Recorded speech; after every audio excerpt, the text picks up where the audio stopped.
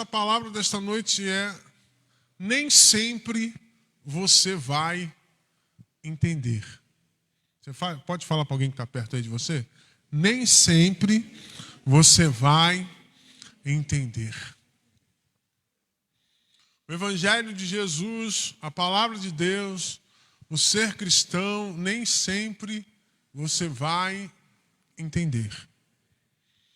Deus, em vários momentos, não requer de nós que nós entendamos, mas que obedeçamos. E aqui nós estamos num momento como esse. Assim diz a palavra de Deus, Jeremias 29, de 11 a 14. Porque eu bem sei os pensamentos que penso de vós, diz o Senhor. Pensamentos de paz e não de mal, para vos dar o fim que esperais. Então me invocareis e ireis, e orareis a mim, e eu vos ouvirei. E buscar-me-eis, e me achareis, quando me buscardes de todo o vosso coração. E serei achado de vós, diz o Senhor. E farei voltar os vossos cativos, e congregar-vos-ei de todas as nações, e de todos os lugares para onde vos lancei, diz o Senhor. E tornarei a trazer-vos ao lugar de onde vos transportei. Como eu falei para você, a mensagem desta noite é: nem sempre você vai entender. Esse texto é uma carta do profeta Jeremias ao povo. O povo, nesse contexto aqui, está na Babilônia, foi levado cativo pelo fato de ter rompido mais uma vez a aliança que tinha com Deus. Durante a história do povo, já falamos aqui outras vezes, ontem o pastor Glaucio pregou aqui sobre Moisés. O quanto que Moisés subiu lá para buscar as tábuas dos 10 mandamentos, e quando voltou o povo já estava adorando uma imagem, um bezerro de ouro. O povo de Israel estava sempre em constante atrito com Deus, sempre terrivelmente desobediente. A partir do momento que Deus permite que Israel tenha um rei, isso durou 120 anos. Saul reinou 40 anos, Davi 40 anos, Salomão 40 anos. Quando entra Roboão, filho de Salomão, o povo de Israel racha. 10 tribos para cima ficam como reino do norte. E 2 tribos, que é Judá e Benjamim, se transformam em Judá e formam o reino do sul. Daí em diante, o reino do norte só desgraça, só problema, só idolatria. É um povo tremendamente sofrido, porque escolhe viver longe de Deus.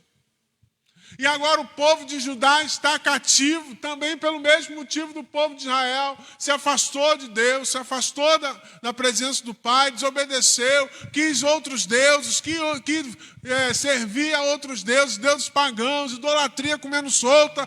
E agora o Deus já tinha falado que se eles continuassem, eles seriam presos e seriam levados cativos. E o texto que nós lemos é exatamente sobre isso. Exatamente sobre isso. E aí, nesse capítulo 29, Deus faz algumas promessas. Mas Deus, entenda ou acompanhe comigo, que Deus tem uma postura talvez não convencional. Porque se Ele ama todo aquele povo, se Ele formou aquele povo, se aquele povo tem a promessa de Deus sobre a sua vida, por que Ele permitiu viver isso e mais? Olha o texto. no capítulo 29, a partir do verso 5. O povo esperava libertação. Olha o que Deus faz. Fala ao povo no verso 5 ao verso 7. Edificai. Vou fazer mais isso para você não dormir na pregação, tá? Fica atento aí. E habitai-as. Plantai jardins e comei o seu. Espera aí. Eu quero sair daqui. E Deus está falando para eu edificar casa. Eu quero voltar para a minha terra. Eu quero voltar para onde eu tenho as minhas coisas. Eu quero voltar à liberdade. E esse Deus diz que eu tenho que edificar casa. O texto continua. O verso 6. Tomai mulheres e gerai filhos e filhas. Tomai mulheres para vossos filhos e dai vossas filhas a maridos, para que tenham filhos e filhas. Multiplicai-vos ali e não vos diminuais. Procurai a paz da cidade para onde vos fiz transportar. E orai por ela ao Senhor, porque na sua paz vós tereis paz. Olha que coisa doida, irmãos. O povo está sendo levado cativo. Está sendo feito escravo. E Deus mandou eles se multiplicarem. Não só entre eles, mas com o povo que estava ali. Arrumai mulheres para os seus filhos. Arrumai marido para as suas filhas. Multiplicai-vos. Orai pela paz da Babilônia.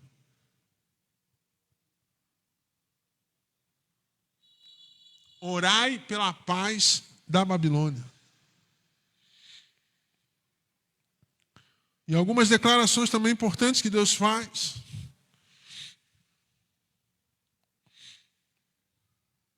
O verso 8, verso 9.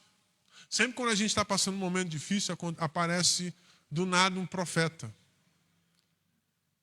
Sempre tem um profeta, ou alguém que se diz profeta, para te dizer alguma coisa. Sempre tem alguém para falar, te dar algum conselho, talvez que você não pediu. Sempre. E o pior, muitas dessas pessoas falam em nome de Deus. Mas Deus nunca falou o nome delas. Olha o verso 8. Porque assim diz o Senhor, o Deus de Israel: não vos engane os vossos profetas que estão no meio de vós, nem os vossos adivinhos, nem deem ouvidos aos vossos sonhos que sonhais, porque eles vos profetizam falsamente em meu nome. Não os enviei, diz o Senhor. Ou seja, qualquer pessoa que aparecesse, que dissesse: olha, em pouquíssimo tempo vocês vão sair daqui, não façam isso, eu falo em nome do Senhor. Deus já tinha avisado. Esquece essas pessoas.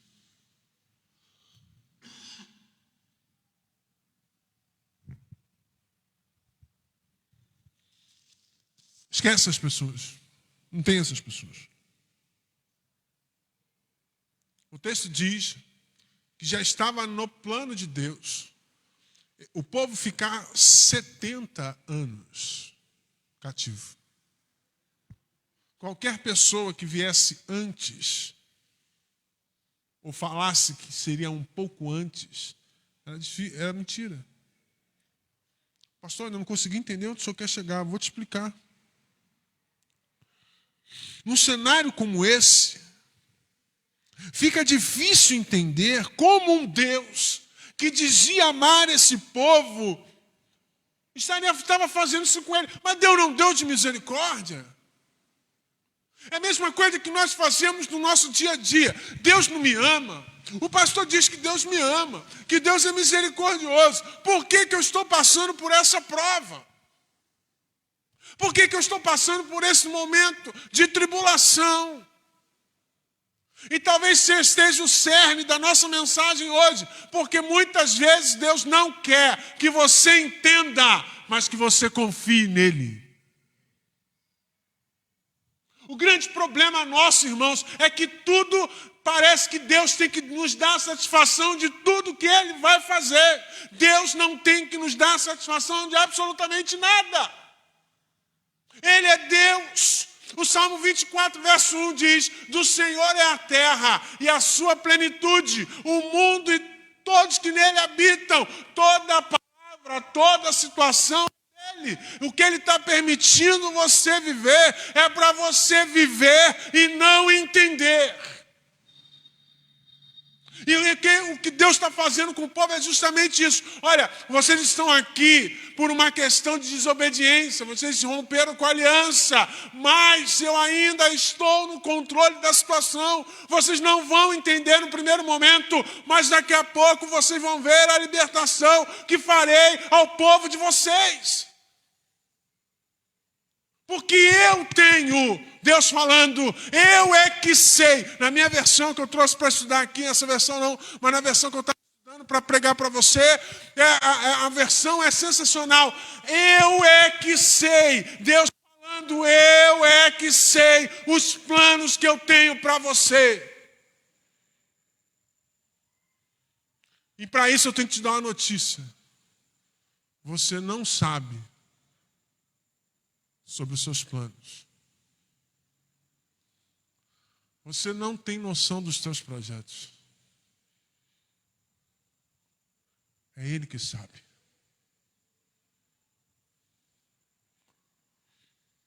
E Ele deixa muito claro: projetos de paz e não de mal. Mas mesmo assim, mesmo Deus deixando claro que no final de tudo é Ele que tem a palavra final, Ele dá orientações ao povo, para que o povo pudesse entender e realizar o que Deus queria. Aí você vê a partir do verso 12. Você vê a partir do verso 12. Vocês me invocarão, vocês orarão, vocês me buscarão, mas isso é para daqui a pouco. Tem um personagem na Bíblia que viveu isso, e eu fico imaginando, a Bíblia não relata com detalhes sobre esse contexto que nós estamos falando, mas a gente pode conjecturar de maneira muito certeira sobre ele, que é o José do Egito. Um menino que tinha uma língua um pouco grande, falava com o pai sobre aquilo que os irmãos faziam. Mas num certo dia, José teve 2 sonhos. E nos 2 sonhos diziam a mesma coisa: que os seus pais e seus irmãos se dobrariam a ele.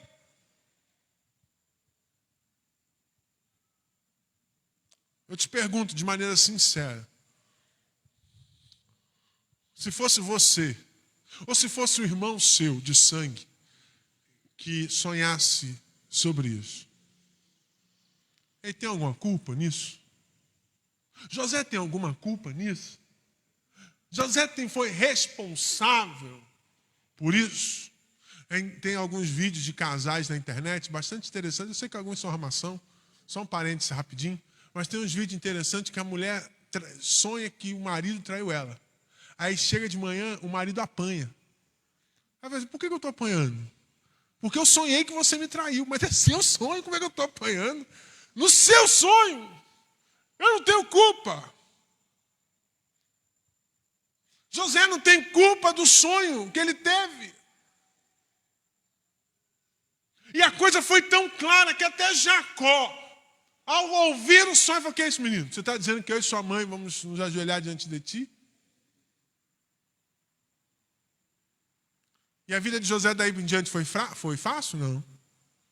Foi alvo de ciúme, foi vendido, foi trabalhar na casa de Potifar, foi preso, foi assediado, foi preso injustamente, passou 13 anos na cadeia, injustamente. Alguém tem um versículo nesse texto de José que diz que José disse para Deus que não estava entendendo nada? Tem algum versículo apócrifo talvez, um Tobias, um Judite, né? Um eclesiástico, quem sabe. Macabeus 1 e 2, não tem? Esses dias me falaram que tem um livro de Enoque, fiquei curioso. Enoque deve ser um livro interessante. Mas tem algum texto na Bíblia que José fala para Deus: Senhor, o que está acontecendo que eu não estou entendendo nada? Tem algum texto falando sobre isso? José apenas confiou. Não era tempo de entender. Ele foi entender lá depois. Quando ele fala para os irmãos: agora eu entendi porque eu estou aqui. Deus me mandou à frente para que a nossa família não morresse. Está lá em Gênesis 50. Mas nesse processo, onde um camarada passa 13 anos preso, sem nenhuma intenção, ele adquiriu ódio dos irmãos, foi vendido, foi preso, justiçado, caluniado. Em nenhum momento José fala: Senhor, não estou entendendo nada. Dá para o Senhor me explicar que bagunça é essa na minha vida? José não faz isso. José apenas se concentra em viver os propósitos, o processo e os propósitos de Deus. A primeira coisa que eu quero pensar com você sobre isso é justamente sobre o processo. Nem sempre você vai entender, nem sempre eu vou entender o processo. Tanto agora, no texto que nós lemos de Jeremias, quanto sobre José, nenhum dos dois, nem o povo, nem José, tem noção do que vai acontecer. Eu acredito que José ainda tinha menos ainda. Porque o povo sabia que estava cativo por causa dos seus erros. O povo sabia que estava cativo por causa do afastamento de Deus, do seu pecado de idolatria, pelo seu paganismo, pelo mundão entrar e invadir o povo. A José não. José não tinha nenhuma noção.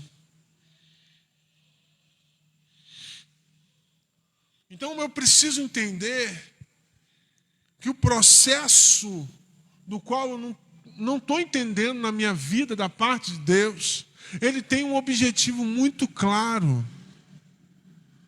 trazer você ao aprendizado, trazer você à experiência.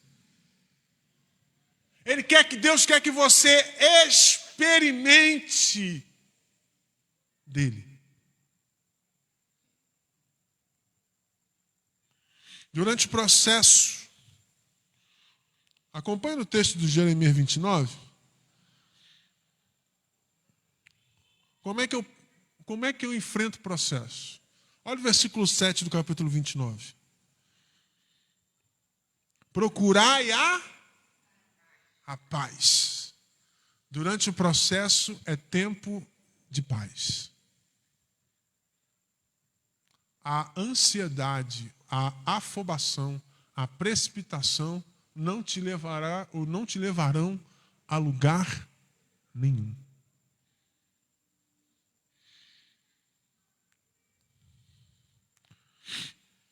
Não sei se você já ouviu um ditado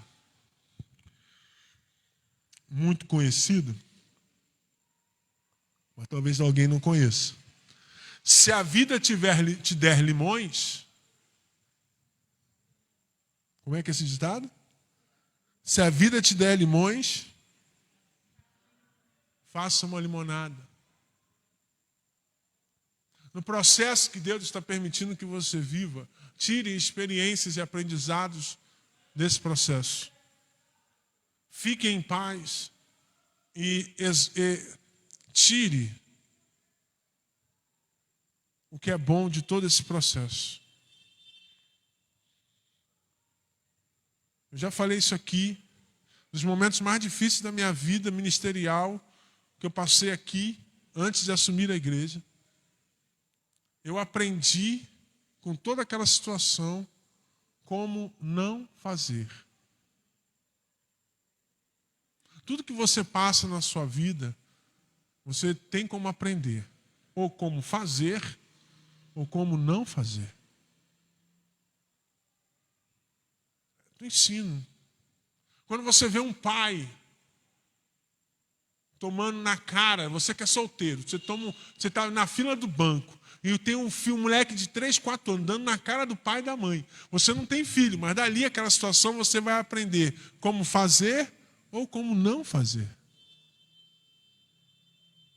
Mas aprendizado você tem. Dizem que o inventor da lâmpada, ele conseguiu inventar a lâmpada depois de experimentar mais de 1.900 vezes. Aí fala para assim, você errou 1.900 vezes? Eu disse, não, eu descobri 1.900 vezes como não fazer. Eu preciso aprender com os processos.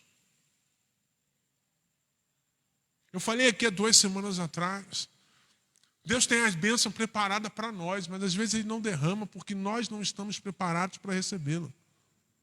Nós ainda estamos no processo de preparação para receber a bênção que o Senhor nos prometeu. Então não é Ele que está demorando, somos nós que não estamos preparados para receber.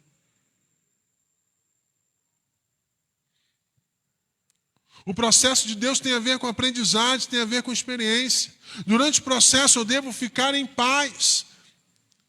Então, se Deus está permitindo que a minha vida tenha limões, que eu faça uma limonada, ou seja, que eu seja adaptável às situações para que essa experiência extra que eu estou tendo seja de muita importância para eu entender o processo e amadurecer a minha vida.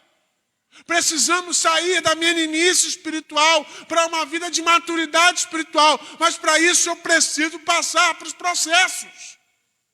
Você, a criança, para chegar na fase adulta, ela passa por uma das fases mais difíceis da vida, que é a adolescência.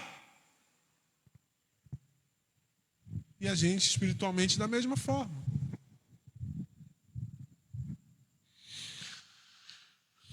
Deus pede ao povo que ore pelo lugar de exílio, que durante 70 anos seria a casa deles. Imagine orar por um lugar, amar um lugar onde você não gostaria de estar. Você consegue entender isso? Mas nem sempre é para você entender.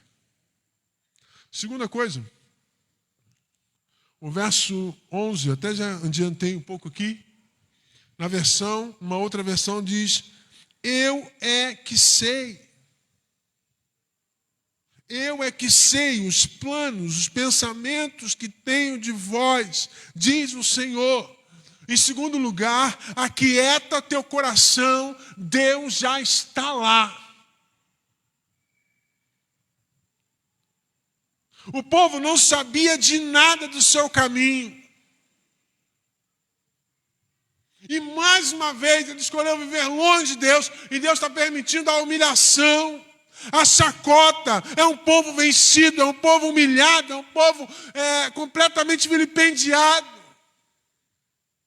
destruído emocionalmente, espiritualmente, financeiramente. O Salmo 46, verso 10, o Salmo 46, um dos capítulos mais lidos da Bíblia. E no verso 10 ele é muito claro, aquietai-vos e sabei que eu sou Deus, serei exaltado entre as nações, serei exaltado sobre a terra. Eu preciso entender que no processo onde eu não estou conseguindo entender absolutamente nada que Deus está fazendo na minha vida, eu preciso me aquietar, porque eu sou filho do Deus Altíssimo e Ele sabe os planos que tem para mim. É Ele que sabe o que é melhor para mim.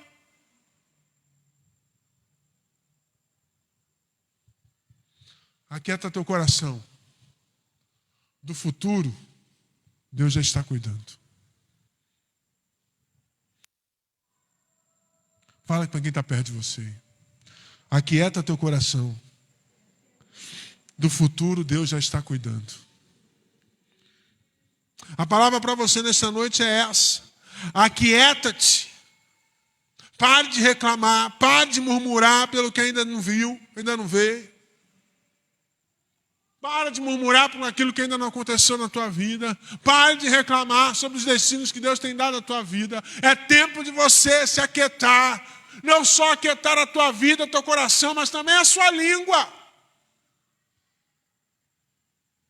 É tempo da igreja parar de reclamar e orar mais.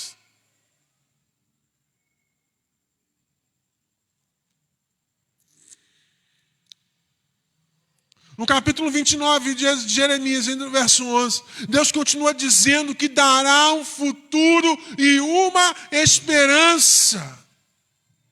Em outra versão ele vai dizer isso. O alimento da fé é a esperança. Por que nós vivemos nesta terra com alegria? Porque nós estamos na esperança de que no abrir e fechar dos olhos, Cristo aparecerá nos ares, nos levará para morar com Ele para todo sempre. Essa é a nossa esperança.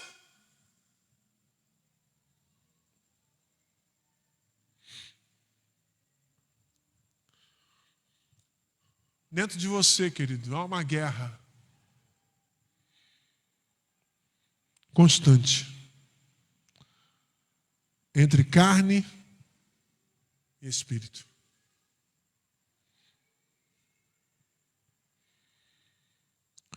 A carne trabalha pelo imediatismo, pelas suas vontades, para que você tenha um controle das coisas. Já o Espírito trabalha para que Deus esteja no governo da sua vida. Quem você alimentar vai vencer esta batalha. E aí eu deixo para você um conselho.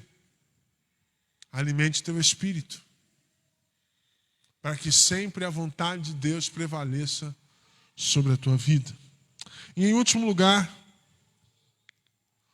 já falamos que nem sempre você vai entender o processo. Deus fala para aquietar o teu coração, mas também o aquietar o teu coração é no sentido de você não reclamar, não murmurar, mas Deus não quer você parado. É hora de agir. Quarta-feira eu pregando aqui, quarta-feira eu vou terminar a mensagem da quarta-feira, que foi sobre quando o homem não quer o tempo de Deus. Quando o homem não quer o tempo de Deus. Está lá em Ageu 1. Lê lá que a gente vai continuar falando aqui na quarta-feira. E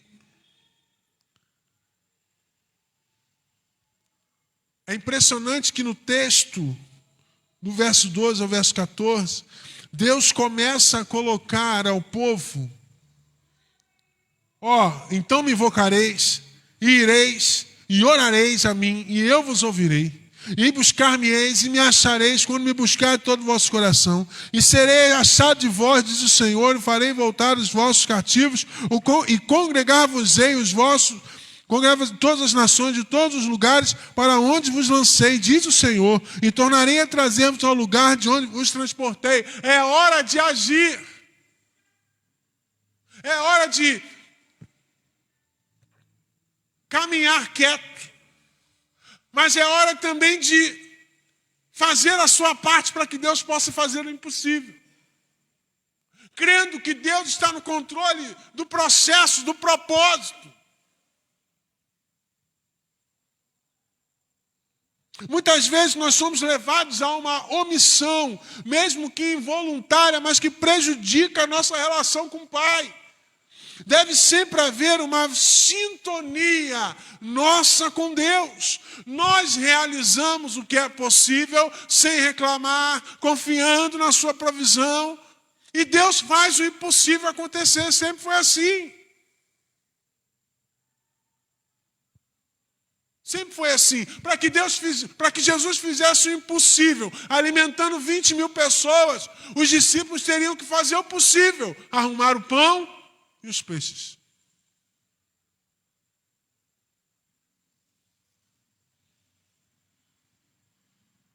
Eu tenho falado isso aqui, irmãos. Sempre quando a igreja se propõe a fazer alguma coisa. Quando alguém se levanta nesta casa sem reclamar, com amor no coração, com prazer em servir a Deus, se coloca à disposição para fazer qualquer coisa, Deus realiza a sua parte.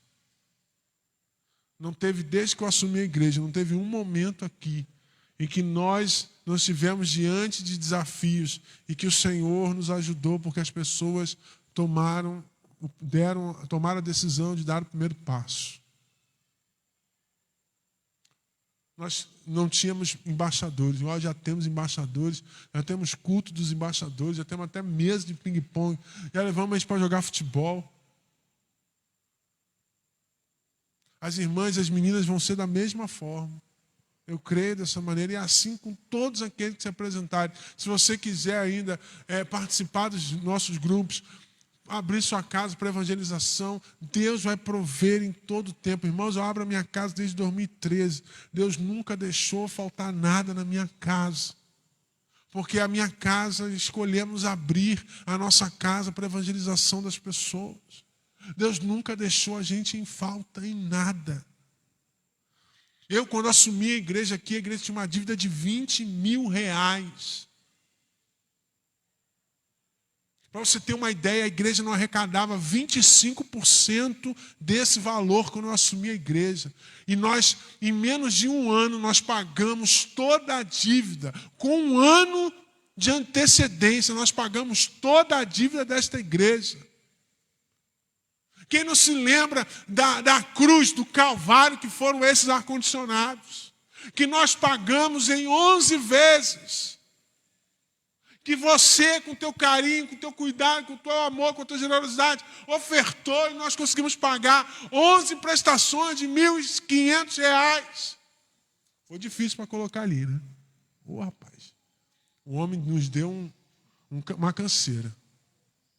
Mas nunca faltou. Então é hora de agir. Se eu quero ver a provisão de Deus, eu preciso agir em direção a ela. O fato de eu estar quieto, aquietar no meu coração, significa que eu seja omisso. Aquietar no meu coração, deixar o meu coração em paz. Deixar o meu coração crendo que o Senhor está no controle. E você pode falar isso para ele. O salmista no Salmo 42 fala isso. Por que estás abatida, ó minha alma? Por que se agitas dentro de mim? Espera em Deus, eu ainda o louvarei.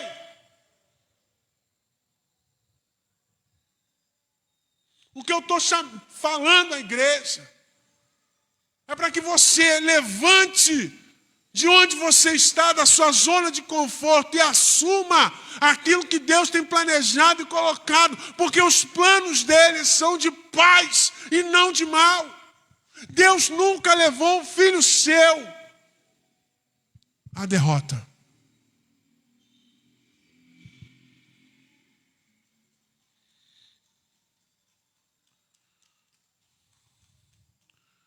É hora de agir.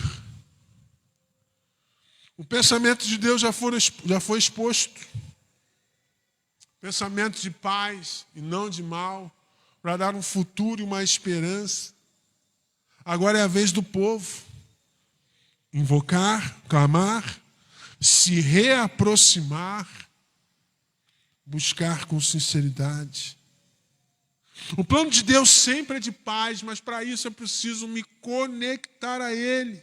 Eu preciso colocar no meu coração que agora eu posso até não ter as respostas que eu gostaria de ter, mas que você acalme o teu coração e não se preocupe com isso, porque no momento certo o Senhor vai te revelar aquilo que tanto almeja o teu coração, ou às vezes até Ele não vai revelar, mas Ele quer que você confie nele. E aí está aí o maior desafio nosso. Qual o resultado disso, pastor? O resultado disso é que acharemos o Senhor. Ele vai mudar a nossa sorte. E nós voltaremos para casa. O texto de Jeremias 29 fala isso.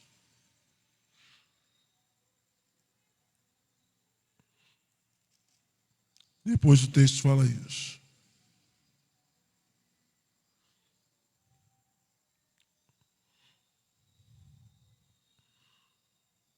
E de todos os lugares para onde vos lancei, diz o Senhor, tornarei a trazer-vos ao lugar de onde vos transportei. É o verso 14, final do verso 14. Se a gente buscar, se a gente clamar, se a gente se aproximar, Ele fará o povo voltar para casa. No nosso contexto aqui, Ele nos fará alcançar o que tanto almejamos.